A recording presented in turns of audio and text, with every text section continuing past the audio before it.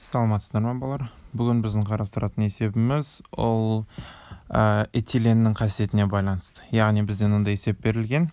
Массасы 20 грамм 3,2% бром суының көлемі 400 мл қалыпты жағдайда этан мен этиленнің қоспасын түсіздендіреді дейді.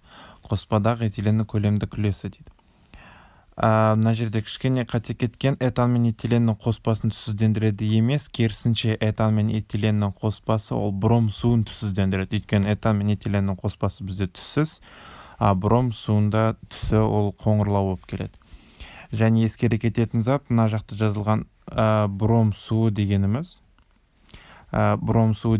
ол суда ертілген бром 2, ешқандай да H бром емес. Яғни есебіміз шығарып көрейік. Ескере кететін зат бұл жақта этан мен этиленнің қоспасы. Этан мен этилен сендерде осының ішінде броммен әрекетсе тек қана этилен. Себебі этиленнің құрамында бізде мынандай қос байланыс бар. Ал этанның құрамында бізде ондай қос байланыс жоқ, сәйкесінше ол броммен әрекеттесе алмайды. Сонда мұнда ерітіндіде берілген 20 грамм 3,2% деген сол бромның барлығы бізде мынау этиленға кетіп жатыр деген сөз. Реакциясын жазатын болсақ, бізде мына реакция осылай жүреді. Яғни бір қос байланыс бар қосылысқа бізде бір ғана моль бром 2 кетеді. Яғни бром 2 ол бізде 2 атомнан тұрады, бір атомы бір көміртекке, екінші атом екінші көміртекке барады, бізде дибром этан деп аталынады. Естерінде болсын, мына жақта бізде этен болса, реакциядан кейін дибром этан болып кетеді. Неге этан? Өйткені бізде байқап тұрсаңдар қос байланыс жоғалып кетті. Ары қарай не істейміз? Бізде реакцияны қарап алатын болсақ, бір молекула, этиленнің молекуласына бір молекула бром келіп жатыр. Яғни былай қарапайым қарастыратын болсақ, бір молекула этиленмен әрекеттесетін бромның саны ол бір молекула есептелінеді. Немесе бір моль деп атаймыз.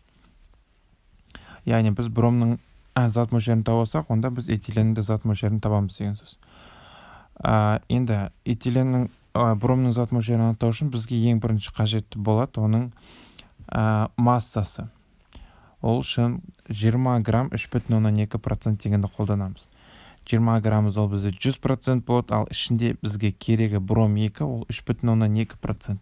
Пропорция немесе формула арқылы есептеп алсаңдар болады, ол бізде шығады 0,64 грамм. Яғни 20 граммды 3-2 көбейтіп 100%-ке бөлетін болсаңдар, сендерде 0,64 грамм шығады. Осы 0,64 граммды біз бөлеміз 160-қа. Мынау бізде грамм моль. Яғни біз бром 2-ның массасын таптық, енді оның молярлық массасы керек, оны сендер Менделеев кестесінен анықтап аласыңдар. Бромдікі 80, сәйкесінше бром 2-нікі 160 болады. Соған бөлетін болсақ, бізден мынандай зат мөлшер шығады 0,04 моль. Осы зат мөлшерімізді біз пропорция қоятын болсақ, бағана жасаған. Яғни 1 моль этиленмен әрекетсе 1 моль бром 2. Ал бізде 0,004 моль бром 2 кеткен болса, онда этиленнің кеткен мөлшері тоже сол 0,004-ке тең деген сөз. Біз енді осы өлшемді қолдана отырып, 0,004 деген санды қолдана отырып, біз сол этиленнің көлемін анықтасақ болады. Бізде шығады 0,0896 литр. Неге литр? Өйткені бізде мына 22,4-дің өлшемі литр бөлінген моль. Сол үшін бізде жауап литрмен шығып тұр.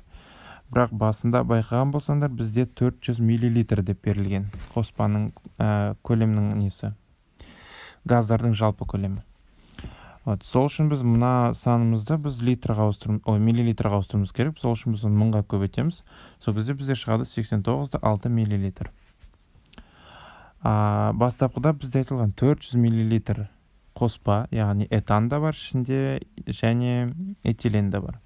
Яғни оның ішінде екі зат та бар, басқа зат жоқ, сәйкесінше оның проценті бізде 100% болады. Ал ішінде бізге қажеттісі, яғни біз есептеп шығарғанымыз 89,6 мл-іміз, ол бізде X деп аламыз. Осы жерден X анықтайтын болсақ, 896-ны көбейтеміз 100-ге, 89,6-ны көбейтеміз 100-ге, бөлеміз 400-ге. Қысқарат бәрі 89,6-ны 4-ке бөлетін болсақ, бізде 22,4% деген шығады. Яғни бізде есептен сұрап тұр қоспадағы этиленнің көлемдік үлесі. Осы бізде этиленнің көлемдік үлесі болады. Егер де сұрақтарың болатын болса, WhatsApp-қа жазыңдар, Instagram-ға хабарласыңдар.